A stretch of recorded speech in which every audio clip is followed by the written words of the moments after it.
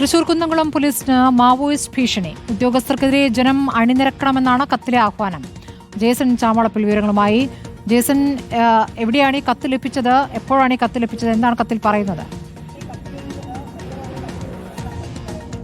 സ്മൃതി, Kunnamkulam police സ്റ്റേഷനിലാണ് ഇത്തരമൊരു കത്ത് ലഭിക്കുന്നത്. സ്വാഭാവികമായും അടുത്ത നാളുകളിലുണ്ടായ പ്രശ്നങ്ങളുടെ അടിസ്ഥാനത്തിൽ വന്ന കത്താണ് എന്ന് തന്നെയാണ് പോലീസിന്റെ നിഗമനം. ഇത് ആളെയും പോലീസ് തിരിച്ചറിഞ്ഞിട്ടുണ്ട്. പത്തനംതിട്ട സ്വദേശി രാധാകൃഷ്ണനാണ് ഈ കത്തയച്ചതെന്നാണ് ഇപ്പോൾ പോലീസ് തിരിച്ചറിഞ്ഞിരിക്കുന്നത്. ഇയാൾ പല ഘട്ടങ്ങളിലായി വിവിധ പോലീസ് സ്റ്റേഷനുകളിലേക്ക് ഇത്തരത്തിൽ കത്തെഴുതാറുണ്ട് എന്നുകൂടി വ്യക്തമാക്കുന്നു പോലീസ്. മാവോയിസ്റ്റ് സംഘടനയുടെ പേരിലാണ് കത്ത് എഴുതിയിരിക്കുന്നത്.